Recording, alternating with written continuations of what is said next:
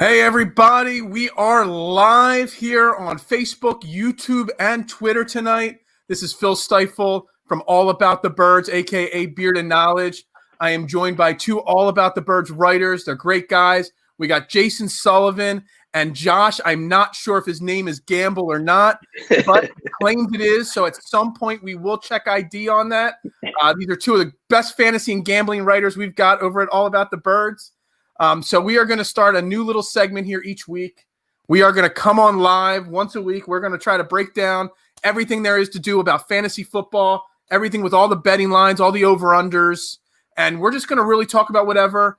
If you're watching and you tune in, definitely send us your comments. If you've got any fantasy question or any gambling question throughout the show, just pop them on the comment section. I'll ask the guys, I'll ask the experts right on the spot, no matter what we are talking about. But while we are getting started here, before anybody comments, we're just going to dive right in. How were your week ones, guys? Did you guys win all your fantasy leagues and cash in everything you did this week? You first, buddy.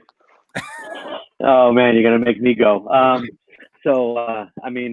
Week one was rough. Week one was rough, especially from a fantasy standpoint. Didn't fare so well. Gambling was okay. I had 7 plays for NFL, and I went 4-3 on those. So it could have been a whole lot worse. So I'm moderately happy with that. My week one was for season long was actually terrible. I got blown out in both of my leagues, which is not great. But DFS wise, I had a 3x week, which was pretty good. I was pretty happy with it overall. I had a chance to do something in the Millie Maker for a little while, and I was getting pumped about it. And then 4 o'clock games came, and down I went. But still cashed 3x, so can't complain about that. In the Millionaire Maker, Joe Mixon was my biggest crusher. I got crushed by him. He just had I'm big on Joe Mixon this year, and he just did not do much. Of course, I have to say, I went 1-0 in the All About the Birds fantasy league. Johnny, our other host, he lost. So I do have to shout that out. If he watches, I'm sure he's going to comment about that. I did terrible in the DFS slate too. I did not. It's the first time I can imagine in a long time that I didn't cash in a single one of them. But I definitely did, pretty solid with the bets last week. But yeah, let's dive into this week. Last week's last week. This week is this week. So Jason, I'll ask you first. I know you love stacking and doing, picking your stacks. What is your number one stack going into this week? I think number one stack of the week is an easy one this week with a game total of 53.5. I like the Falcons at Dallas. Matt Ryan is so money in fantasy. You honestly, you could stack it either way in this game, but I chose to stack with Matt Ryan. I like him at 6,600, almost 28 fantasy points last week. I think he's just bound for 300 yards and probably 2-3 touchdowns. You could stack him with either Julio Jones at 7,400 or Calvin Ridley at 6,800. And I like coming back in that stack with Amari Cooper. I think Dallas is money. Their offense is awesome. Both these teams, this is going to be a shootout. So I think there's a lot of ways to go you can go a lot of different ways, but I think that's my favorite stack. I'd go Matt Ryan, Julio, and Cooper, which leaves you with 49.50 per remaining player, which I think is a good amount. Well, let me ask you a question because it is definitely something I was going to ask later on. But you mentioned that stack there. What are your opinions on Russell Gage? Because he caught 9 passes last game. Was that a blip on the radar, or is that something where he might be getting some of Calvin Ridley's catches? I think he's going to get some of those. I don't think necessarily Calvin Ridley, but I think he's going to pick up Hooper's stack from last year, to be honest with you. So I think he's a good third option. Do I think he's going to get 9 catches a week? No. I think 5 is probably safe. I'd say probably a ceiling of maybe 70, 80 yards a week, hopefully a touchdown. But I think stacking anybody with Matt Ryan at this point is pretty money. It's good. Yeah, no, I went with the stack on Atlanta last week. I know a bunch of people said to go Seattle or some other ways, but I always love Matt Ryan in fantasy. He's consistent as can be. He always puts up solid numbers. How about you, Josh? Do you have a stack or a game you're targeting specifically this week for fantasy? The one that I like the most, just because I think that there's going to be a ton of points in this game, and I actually think that the over-under at 47.5 is extremely low, is the Cardinals and the Redskins. Both of those teams' defenses, outside of the Washington defensive line, they're just terrible. And I know you're going to have to pay a premium for it. But the stack that I like is going to be Kyler Murray and DeAndre Hopkins. Especially with PPR, and Kyler seems to like him based on what I saw week one. That's the one that I would go with. I think Kyler Murray is going to have a huge week this week. I might even go as far as saying that I think he might be in the top two guys at the end of the week, just based off of how bad that Redskins defense is outside of that secondary. I think what's crazy too in that matchup is that Kyler Murray's 6,100. I mean, that's like the 8th or 9th highest salary for a quarterback. He had 27.3 points last week, almost 100 yards rushing. Right. He actually did have 100 yards rushing until he took a knee in the shotgun to go back to 95. So I think he's a smash play this week. I agree with that stack too. That's definitely one of the ones I liked. All right, so based off of that, based off of some of the things, like you guys said, it was a rough week one. I'd written about it and actually said week one this year with no preseason, no OTAs, it was going to really be hard to judge week one. So I'm going to throw a couple different games, a couple different players out there at you guys, and I'm just curious your opinions. Were they as good as it seemed? Were they not as good as it seemed? Or, are they guys that you can get something? So the first thing I want to look at is Aaron Rodgers going up against your Detroit, Lions. Both these guys are Detroit fans working for an Eagles site here. Scantlin and Lazar both put up really solid wide receiver 2 numbers last week. Do you think one of those two guys is going to, I don't want to say be better than the other, but stand out more so long-term in fantasies? I mean, a lot of people love to stack Aaron Rodgers because he throws the ball. He's a popular name or whatnot. Are either of those two guys you would take with Aaron Rodgers on a regular basis moving forward? Josh, want to go ahead? I'll let you go on this one. Okay. I was going to say I'm good with both those options, honestly. I don't know about regular basis. I would say I think that both of those guys are pretty good options, but I wouldn't go with that as my first stack. I would go with Devontae Adams, obviously. He is an absolute monster. He was a monster last week. I think using one of those guys is not a bad option, especially this week. Detroit is really banged up. As Josh would know, their secondary is a mess. I don't even know who's going to start this week. So I think that's a good option. I'd go with any of those receivers this week. Yeah, I definitely agree with that, especially this week in particular. I've always got a motto that if I have a guy playing against the Detroit Lions, I will play him that week, and I don't care who he is, because their defense is so bad. Even last year when you had Darius Slay, because we love Darius Slay now here in Philly. I mean, last year, Terry McLaurin put up like 250 yards in 2 games against us. Last week, he had 68 yards, I think it was, against us. I mean, it was great, to have that lockdown quarterback. How'd you guys get rid of him? See, here's the problem with that, is that you guys put pressure on the quarterback. That's something we don't do in Detroit. Slay would have to cover for 8-9 seconds at a time. So he wasn't – I know he graded out of the top 100 last year, but that was a little misleading because of our awful defensive line and awful coaching staff. All right. The next game that I'm looking at, and I'm thinking about, using some of these guys in one of my Millionaire Maker, entries, guy I crapped on all offseason because he's getting a lot of hype. I crapped on 2 guys, Kyler Murray. You guys already touched on him. And I crapped on Josh Allen of Buffalo. They're going up against Miami. I really like that matchup. But again, I've talked trash on this guy all offseason saying he's overhyped, but he put up really great numbers last week. What are you guys' thoughts? Josh, you want to start on Josh Allen? Yeah. So I love Josh Allen this week, and that's actually part of the reason, we'll talk about later in the gambling aspect of it, that I love the Bills this week. If you watch what Cam Newton did last week with his legs specifically against that Miami defense, and you've got Josh Allen, who I would say is just as mobile, if not maybe a little bit more mobile. And even if they shut him down from a passing perspective, I mean, he's gonna tear him up with his legs. So I love Josh Allen this week. I love the Bills. Real quick before you jump in here, we do have a question. TS, not sure. I don't like people with no faces. I don't believe you're a real person. But his question is: if Godwin doesn't play, do you think Deontay Johnson will be a good fill-in for a wide receiver 2, or should he go with CeeDee Lamb? Either of you guys want to take that? Yeah, I like CeeDee Lamb better actually this week, especially in a game that's going to be a shootout against Atlanta. I think CeeDee Lamb's going to be a stud, especially with the tight end going down this week. Yeah, no, I'm big on CeeDee Lamb. I tried to target him as a bench role in pretty much all my season long fantasy. Yeah, no, I definitely agree with that one too. Josh, what do we got here? We got a blank comment there. Yeah, no, okay. I agree with that assessment completely. Yeah. I don't really have much else to add to that other than I agree with that completely. Agree all the time. Comments throw me off. So back to the Josh Allen. Jason, your thoughts too on Josh Allen and the Bills and Diggs and I like Josh Allen. There.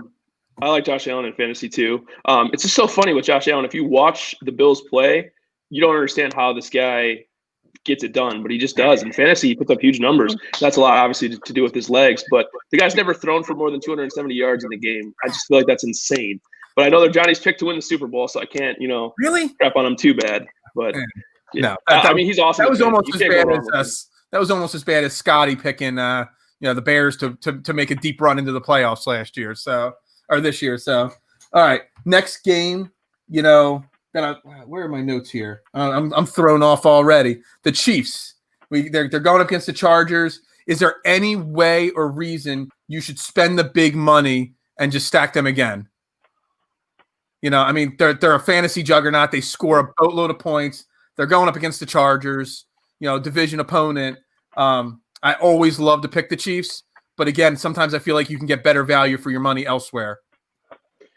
Yeah, I personally don't like to go up, especially a quarterback or tight end, to be honest with you. I don't like to go up that high for either one of those guys. But to be perfectly honest, this week, the Chargers defense is not bad. Their front, especially their front seven, they have a really good defense. So I think Mahomes and Kelsey is a powerful stack for this week. And I think Mahomes is going to get you 30 points pretty much every game, 25, 30 points. And Kelsey's obviously the best tight end, and he's Mahomes' favorite target. So I like that stack. I wouldn't go too much farther than that for that game, but I think stacking Kelsey and Mahomes is a good stack. Yeah. All right. Well, let's jump into the full season long fantasy real quick. Again, this is Phil Stiefel, All About the Birds. This is the first fantasy and gambling show we've done, joined by All About the Birds writers Jason Sullivan and Josh Gamble. Again, in the All About the Birds Fantasy League, it's a deep 16-team league. I've never been in a 16-team league, so that's really tough. So I went off some 12-team leagues, some guys that are available out there. The first one I want to ask your guys' opinion on. He's only owned in 13% of the leagues, scored 2 touchdowns last week, and these are 13% in ESPN leagues. Scored 2 touchdowns against a very, very, very good Eagles defense is Peyton Barber, Washington's running back. There was no idea where they were going to go with their running game, and he touched the ball. He had 17 carries last week. So they definitely showed that he is potentially going to be their lead running back. If you're going to pick a running back that's owned in small percentage of leagues, I'm not sure what your guys' thoughts are on him or someone else that might be available out there in other leagues. Go ahead, Josh. Yeah, I mean, to be honest with you, and it's in some deeper leagues, anywhere from 12 teams, 16 teams, that kind of thing. I think that's available. That's 18 carries, anywhere in that range. You got to snatch him up, in my opinion. I mean, you just can't let a guy that's going to potentially be, Are we losing him here? But I would definitely need to snatch him up. Yeah, I think so too, to be honest with you. I can't believe I'm saying that because I don't know why I just hate Peyton Barber, but I do. I think in a deeper league, you have to pick him up. I don't know if I trust that he's going to get 17 touches every week, but I think 12 to 15 is safe. And I think in a deeper league, you got to try to pick him up. Okay. All right. Quarterback wise, 2 guys that lit it up last week. They're not owned in pretty much every league. If you're looking for a quarterback week 2, you're already behind the 8 ball to begin with. But if you got a quarterback that's on an early bye, or you drafted a quarterback late, two names that are owned in low leagues, they lit it up. They're both guys I don't trust at all. But Mitchell Trubisky and Gardner Minshew, are they viable options for going forward to at least? Now, I put it in the show last night, not to pick them up, but to click that little watch star next to their names to maybe, if you're having issues with your quarterback position, someone to look for. I'm sure you guys don't like Trubisky because you guys are Detroit guys, but hey, if you're playing against Mitch and they're playing against the Lions when your quarterback has a bye week, you should definitely pick them up because he puts up 25, 30 points against the Lions every single time. Personally, I wouldn't touch either one of those guys. Yeah. I actually like Minshew in DFS a little bit to stack with Chark. But besides that, I would never pick him up. So in the stack with Chark, because I had actually been doing some research, and it was really hard for me to tell between him and I forget the other gentleman's name, the other wide receiver's name. They're both really low ownership percentage and stuff like that, and I wasn't sure which way would have been the smarter way to go. So you're saying you like Chark with him? I like Chark just based on last season. He proved to be Minshew's favorite target. He had huge games last year. He didn't really do all that much in the first week, but I think that the targets are going to come, and I'm all about the targets, obviously. Mm-hmm. Any thoughts on any quarterback that you would want to pick up at this point, Josh, that might be available? Honestly, it's tough to say, and it's in those types of leagues, the guys that are going to be available right now. I mean, if you're looking for the back, you're already in real big trouble. I mean, you're talking about Trubisky, and I wouldn't want a part of either of those guys, truthfully. All right, no, that's understandable. How about wide receivers? If you have problems with wide receivers, there's a lot of guys going down quickly in this league this year. Is there any wide receivers that you guys know of that are available in a lot of leagues that somebody should target? I personally love the rookies. If I can get my hands on Lamb or Jerry Jeudy in particular, I like either one of those guys. Ruggs from the Raiders as well. Just all speedsters, really good route running, and their favorite targets on their team too. They're going to get the targets. So yeah, I would look to see if the rookies are available in your league. Okay, I was looking at Willie Snead. I know he's not going to ever be a main target for Lamar Jackson, but he put up a stat line of 464 and 1 touchdown. He's not going to score a touchdown every week, but I think a 464 in a PPR league, if you've got injury issues. In ESPN 12-team leagues, he's only owned in 1.9% of the leagues. I don't think it's the worst guy to look at least to keep an eye on. Obviously, Mark Andrews is going to be his go-to guy in the passing game, but it's definitely not somebody I wouldn't shy away from. How about you, Josh? Any wide receivers you're looking at? Yeah, I mean, I kind of agree with what he's saying. I typically like the younger guys, the rookies. They've got the fresh legs. They're extremely fast and athletic usually, and the quarterbacks usually like that. Out of the bunch, I really like Jerry Jeudy a lot. I really like watching him play college football. And I out of the group, I really do think that he is going to be a star. So he's the type of guy that I would be targeting right now. Okay. Well, you guys both saying rookies, so let's wrap up fantasy talk before we get into gambling with the Eagles. Obviously got crushed, blowing a 17-0 lead last week. They had no Miles Sanders. Miles Sanders has practiced in full both games. You have rookie Jalen Reagor, wide receiver, caught that big 56-yard pass. They're going up against the Rams this week. Is there any chance you play in daily fantasy any of the Eagles at this point with how poorly they performed in the second half last week? I mean, I'm staying away from them this week against the Rams, but what are your guys' thoughts? Josh, you go ahead, Josh. Yeah. I'll go ahead. So the guy that I like on the Eagles the most, is he's not a receiver, but I like Dallas Goedert a lot. Yeah. I don't know what's going on with Wentz. It looked like he was really locked into Goddard, and Goddard's a young guy. He's got fresh legs, and it's just kind of one of those things where you have to wonder. It's like that chemistry starting to kind of form there. Especially end is gaining that chemistry. Yeah, I was thinking along the same lines pretty much. I actually like both the tight ends this week. I think that the Rams are going to put a lot of pressure on Wentz. I think he's going to have to get the ball out early. So I'm pretty much a stay away from Wentz and all the receivers this week in daily fantasy, but I like both of the tight ends actually this week. Yeah, I was trying to find notes. I was watching the Doug Peterson press conference from 2 days ago, and he said concerning Goddard versus Ertz and all, he said they run that 12 personnel so frequently that every week there is going to be a mismatch. Sometimes both of them are going to be open with Jalen Reagor and Deshaun Jackson being healthy, running down the field. Almost every play, one of those guys.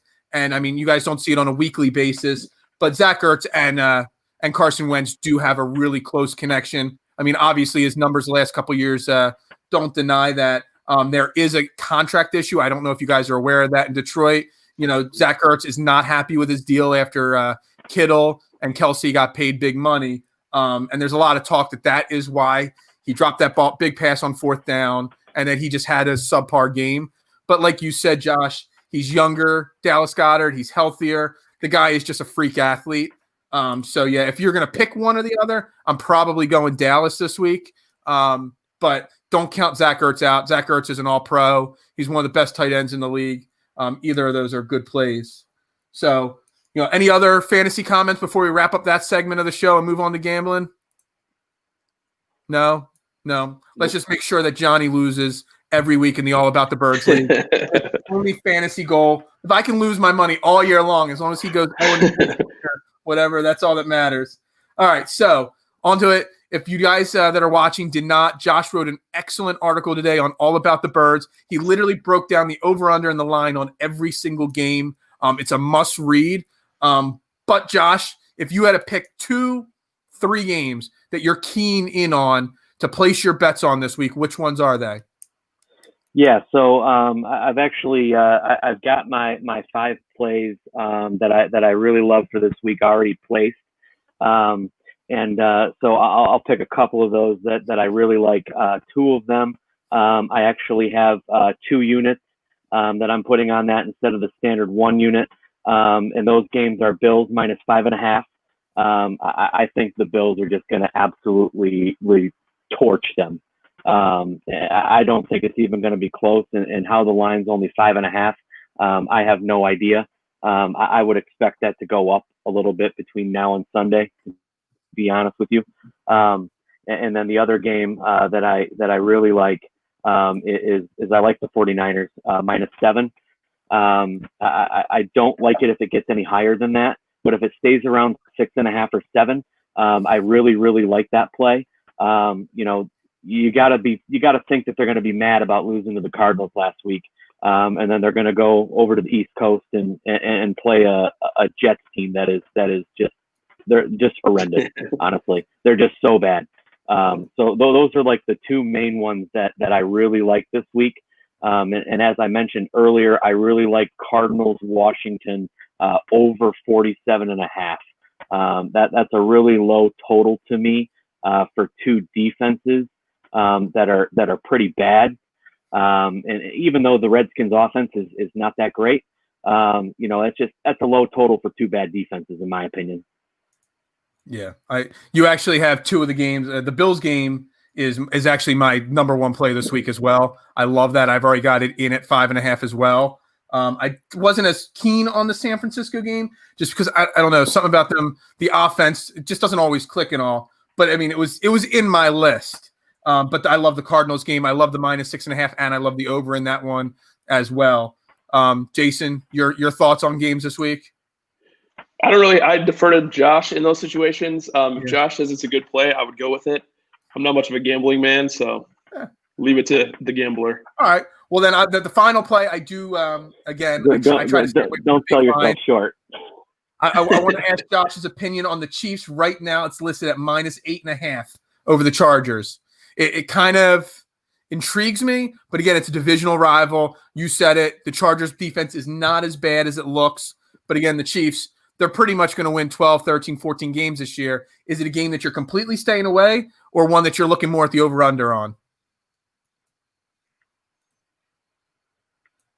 Me personally, I'm going to stay away from that game completely, just because like you said, the Chargers do have a good defense, and it's one of those classic scenarios where you've got a good defense against an elite offense. One of them is going to break. You just don't know which one is going. And so I just don't know if the Chargers can score enough points to push that game to the over. If the Chiefs were at home, I'd say -8.5 would be a no-brainer. But okay. It's just too tough. Okay. All right. So some other games we'll throw out, some other lines, not intriguing per se, but lines that people have personally asked me about this week. So I had a question before about the Seattle Patriots Sunday night football game. It was at 4.5 the last I looked. Patriots were the underdogs on that game.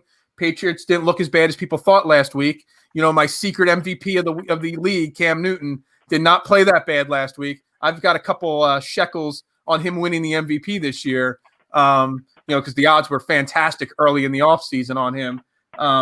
So any thoughts from either of you on the Patriots? A, if they're legit as they looked last week, and B, if any thoughts on that line?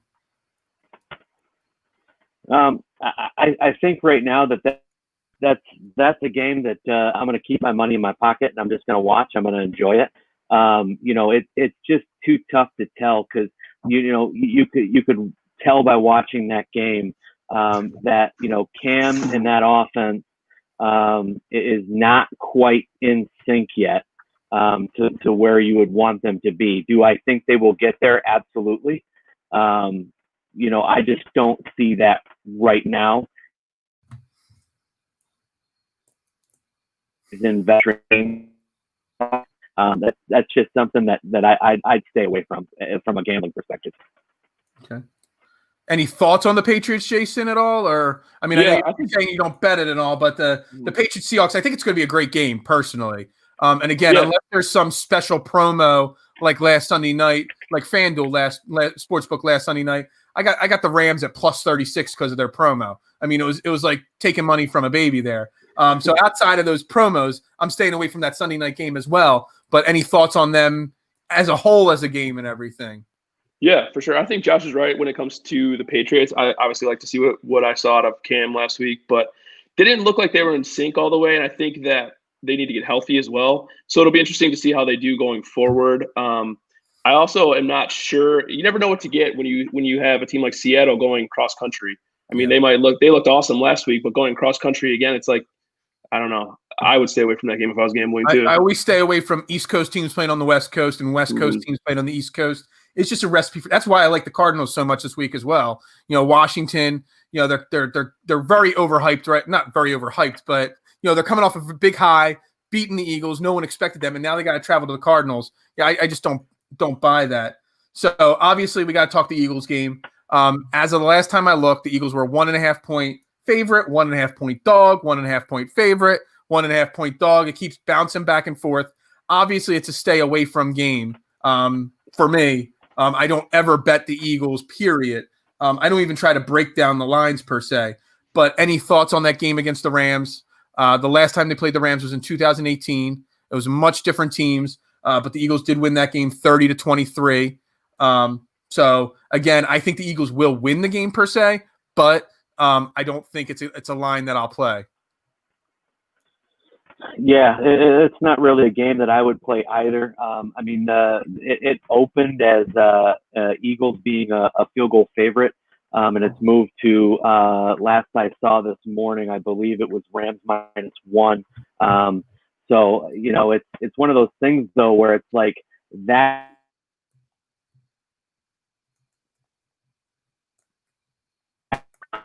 Means there's a lot of cash on the Rams as opposed to the Eagles. So if you think that the public is wrong, but at that point, I wouldn't even take the 1 point. I just straight bet the money line on that if you think they're going to win. Yeah, I agree.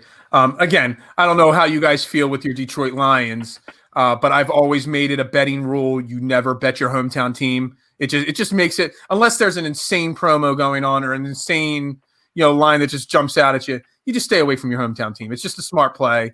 I didn't even look up Detroit's line against Green Bay this week What do you guys know what the line was this week for Detroit Green Bay?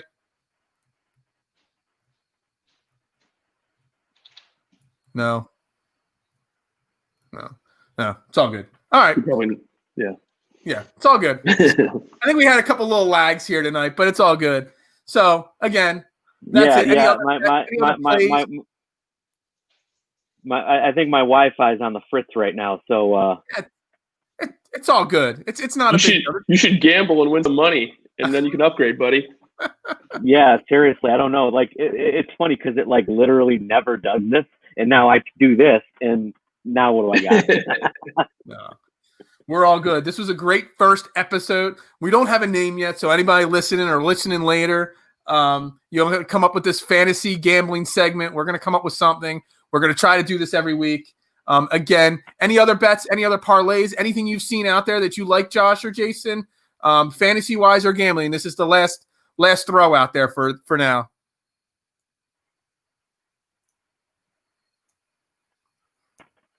Go ahead, buddy. Yeah, you got anything? So, So there's a couple other games that I really like, that I posted about earlier. I like there to be a ton of points in the Falcons-Cowboys game, over 52.5. I mean, that's a big number for NFL, but I do think that they cover that. And then the other one that I really like is the Jaguars and the Titans over 43. 43 is just that's a really low number for two defenses that are just not very good. I know those offenses aren't, superstars or anything like that, but it's just that number is just too hard to pass up for me. Yeah, I agree with that. I always look for the fun parlays, the fun package. I mean, I even got a few bucks on tonight's game. It's right now Cincinnati's winning 7-3 early in the game still. It's just the start of the second quarter. I put a couple bucks on like 12-1 or 13-1. What's that? I think you said who scored the first touchdown. I know I'm lagging here. I said who, or no, Cleveland's winning. Yeah, who scored the touchdown? I did a fun little. Yeah, I don't know where you place your bets and all, but I got it. Joe Burrow throws for 239, I think it was, or more. The over, which was lowered to like 42 points, and the Bengals at plus 6.5 or something. It was like 12 or 14-1 or something like that. I love those little fun plays like that. Yeah. But anyway, everybody, this was an All About the Birds Network production, I think is what we're going to call it for now. The first fantasy and gambling episode ever on the network. Again, joined by Jason Sullivan and Josh Gamble. You can follow Jason at jsully2121 for all fantasy advice. I'm sure he'll answer any of your questions. Josh Gamble, J to the _rock on Twitter. I'm sure he'll answer any of your gambling questions if you send them a message. They love it. They're doing kick-ass work on All About the Birds website. This has been great. I'm Phil Stiefel, Beard of Knowledge. Again, follow All About the Birds at AAT Birds. And again, we will be live as soon as the clock hits 0 of the Eagles-Rams game on Sunday, breaking down all the action. Hopefully a big Eagles win over the Rams. But everybody, again, Jason, Josh, thanks for coming on. I appreciate it.